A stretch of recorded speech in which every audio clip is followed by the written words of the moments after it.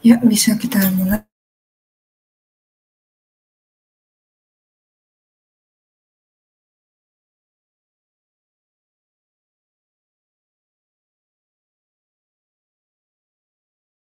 Ya, ini ya, karena kita dapat waktu tutornya memang di jam makan siang sebenarnya ya. Jadi buat kalian yang mau makan siang, mau sholat ya, mau sholat zuhur atau ibadah ya silahkan digunakan waktunya. Nggak apa-apa, ini mungkin saya lihat yang join masih 20-an, mungkin masih pada di jalan atau lagi makan siang atau sedang ibadah, ya nggak apa-apa, nanti dikabarkan saja temennya kalau kelasnya sudah dimulai ya. Tapi setelah itu saya minta untuk tetap fokus. Tuh.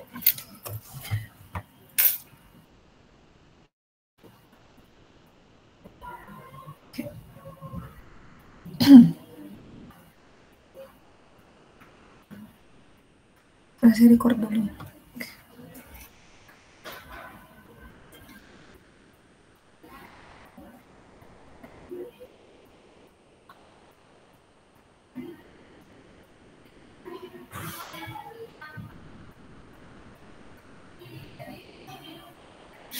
Ya sebelumnya untuk soal tutorialnya, bagikan grup WhatsApp. Nah, hari ini kita akan membahas ya soal tutorial di minggu kedua terkait dengan hukum Gauss. Sudah ya, sudah terlihat. Nah, hari ini kita akan membahas topik tentang hukum Gauss.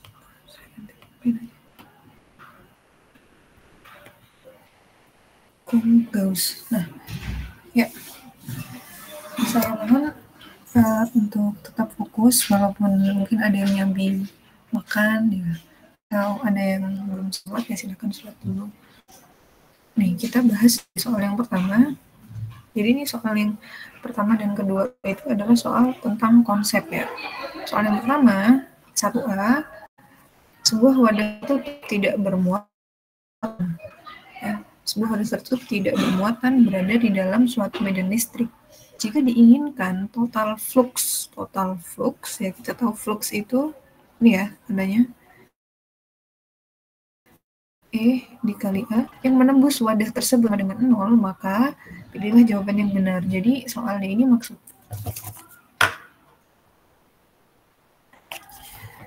soal ini maksudnya ada sebuah wadah tertutup. Nah, di dalam wadah tertutup itu kita punya wadah tertutup. Misalkan di dalamnya itu tidak ada muatan, Q-nya sama dengan 0. Jika diinginkan total flux listrik yang menembus wadah tersebut sama dengan 0, ya, maka pilihlah jawaban yang jadi kan kita tahu flux E dikali A itu adalah banyaknya jumlah garis-garis medan yang menembus suatu permukaan. Misalkan kita punya permukaan seperti ini, di dalamnya ada Q, plus Q atau min Q, nanti ada garis-garis medan yang menembus permukaan dari wadah tersebut yang disebut dengan flux listrik. Nah, di sini bila wadahnya itu tidak bermuatan, maka perlakuan seperti apa yang harus kita berikan ya, fluxnya ini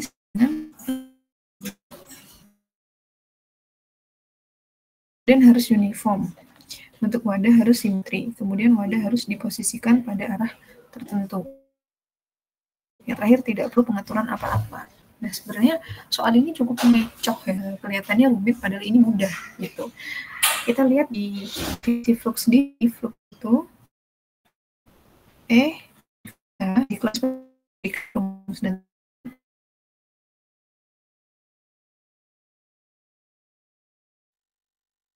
tidak akan 0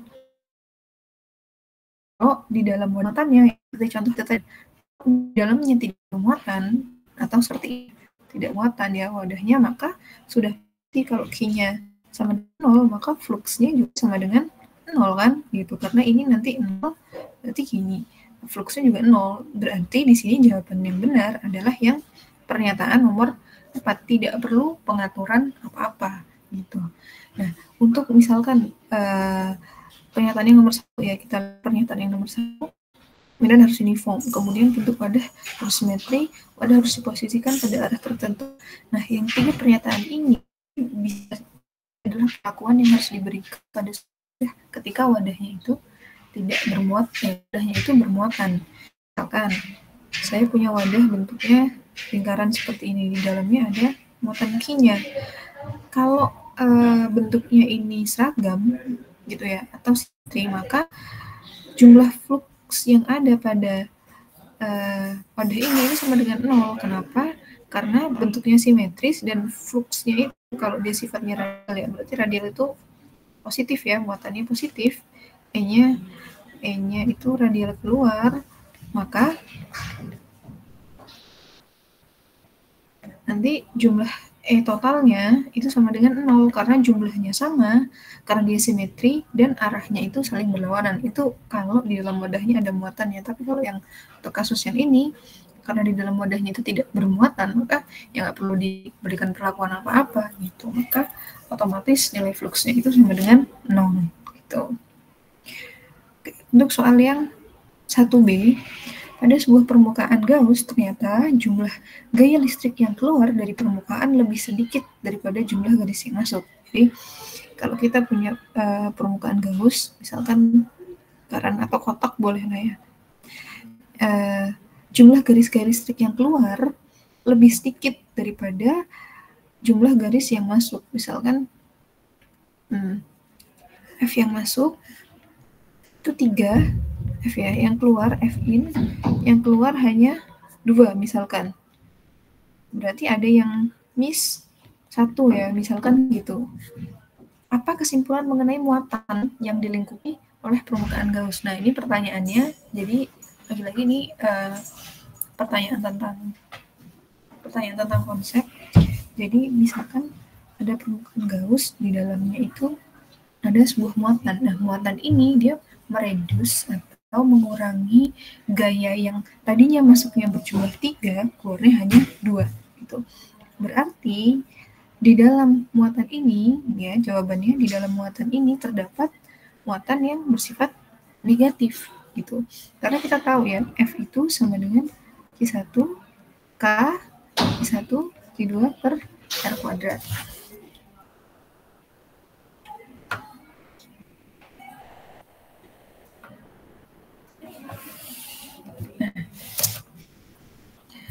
Kalau dia salah satu nilai Q-nya, jika salah satu nilai Q itu negatif, maka F-nya itu juga negatif. Nah, F negatif ini akan mengurangi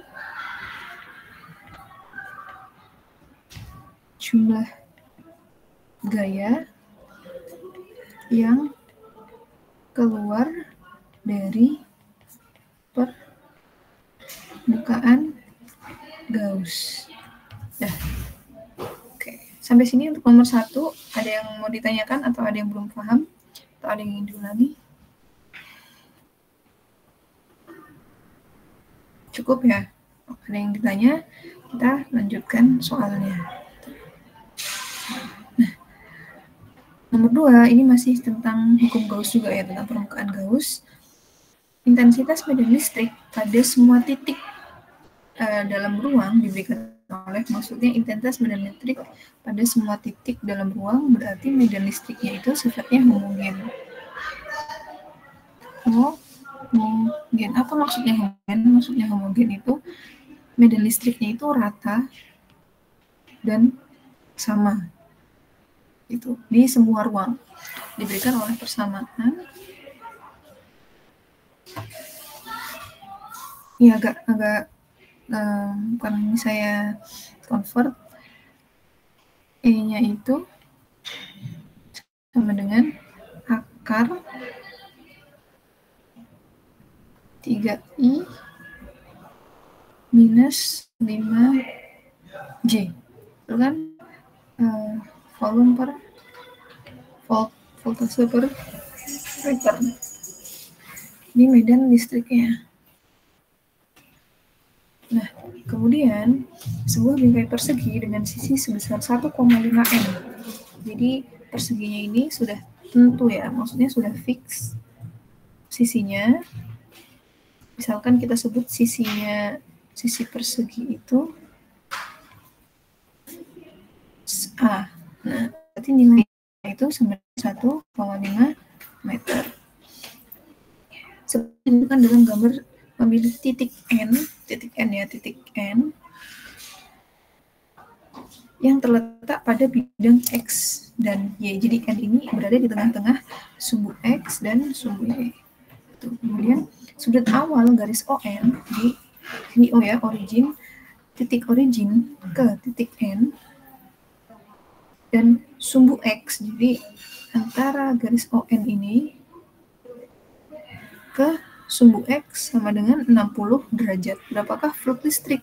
Yang ditanya flux listrik yang melalui area yang dilengkapi bingkai persegi LMNO gitu. Nah, kita tahu ya rumus flux listrik ini jawabannya. Rumus flux listrik sama dengan E dot A C per epsilon 0 gitu. Jadi flux listrik ya kita pakai rumus yang ini sama dengan vektor medan dikali vektor luasan gitu. Vektor E-nya sudah diketahui berapa? Akar 3I minus 5J Pi per M. Nah, yang perlu kita tahu sekarang atau yang perlu kita cari adalah vektor A-nya. Berapa? Nah, ini sebelum kita mencari luasan vektor A-nya, kita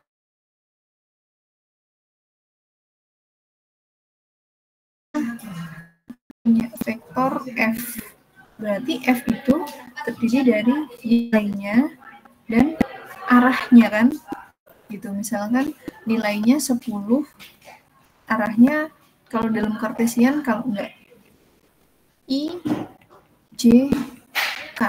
Berarti ini kalau dalam X misalkan ya Fx 10I gitu. Jadi besaran vektor itu kan dia punya nilai, dia punya arah.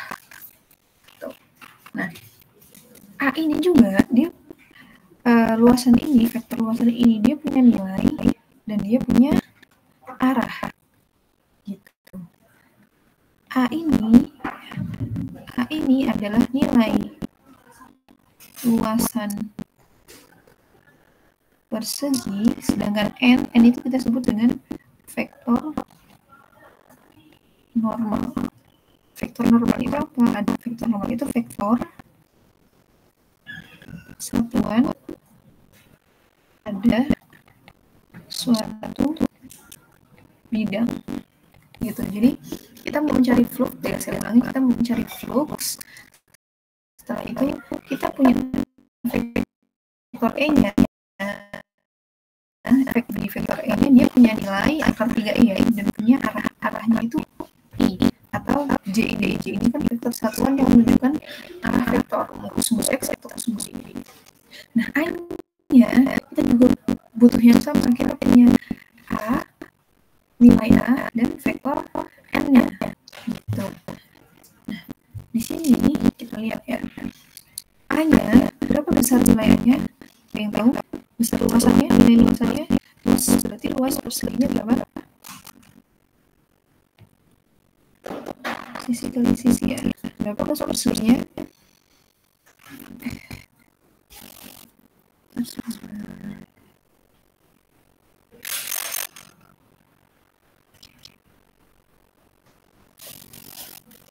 Luas perseginya berarti 1,5 dikali 1,5 sama dengan berapa?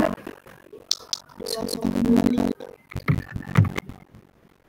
Iya, ada 2,25 meter kuadrat. Nah, berapa? Bagaimana dengan arah vektor normalnya? Vektor normalnya kan berapa? Untuk mengetahui vektor normal, vektor normal itu vektor satuan pada suatu bidang. Misalkan ini, vektor kita bilang vektor normal. Misalkan saya punya seperti ini. Nah, vektor normal ini dia akan selalu tegak lurus dan berada tempat pada itu diletakkan. Jadi vektor normal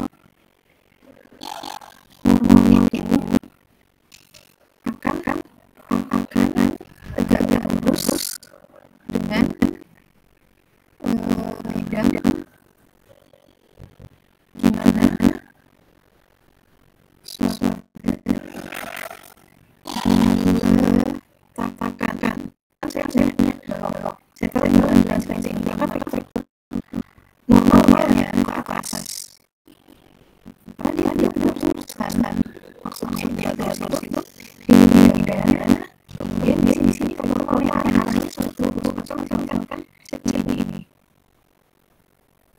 Bidang ya. Vektor normal mana? Kesini kan? Ya tegak lurus bidang ini di misalkan kita di lurus ya. Atau misalkan seperti ini. Vektor normal memang itu normal. Gitu. Paham di sini?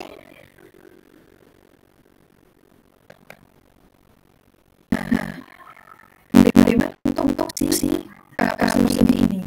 Untuk persegi ini, coba ya yang baik-baik. Oke. Untuk persegi ini namanya sisi ya, namanya 4 sisi. Ada sisi LM ya, LM, MN, sorry. Biar sama seperti soalnya. Jadi kita tarik ya sisi ON ya, di sisi ON, MM, ML dan NO. Dari keempat sisi ini mana sisi yang diletakkan sesuai dengan bidang dengan ini, dia berhimpit dengan bidang ya, seperti ini kan. Ini berarti sisi yang berhimpit pada bidang itu sisi yang bawah ini gitu. Nah, untuk yang persegi berarti sisi yang berhimpit atau sisi yang diletakkan pada bidang yang mana? Sisi yang mana? ON gitu. Ya betul, ON. Kemudian mana lagi?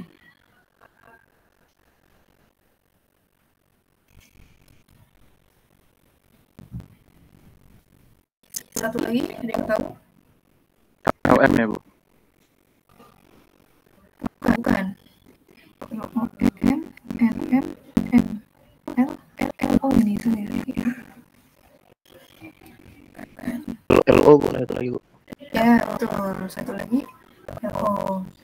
Nah, maksudnya dia berhimpit pada bidang itu, lihat di sini dia bidangnya itu nempel sama sumbunya. Ini nempel pada sumbu Z, nah ini nempel di antara sumbu X dan Y. Kalau ini kan dia nggak nempel sumbu apa-apa kan, gitu. Maksudnya nempel itu dia tidak diletakkan pada bidangnya. Nah, makanya yang punya vektor normal itu sebentar.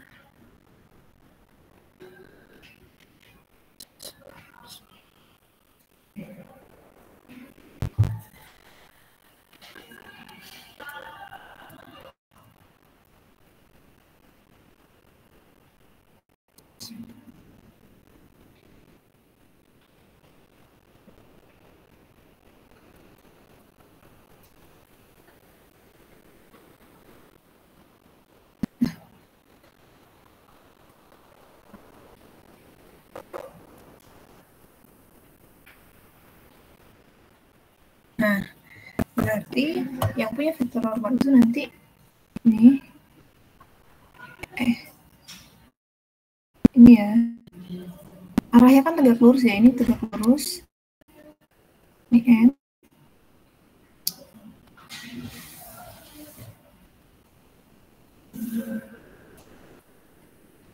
dan ini sisinya N gitu. bisa dipahami ya. Jadi N itu nanti ya dia ada yang searah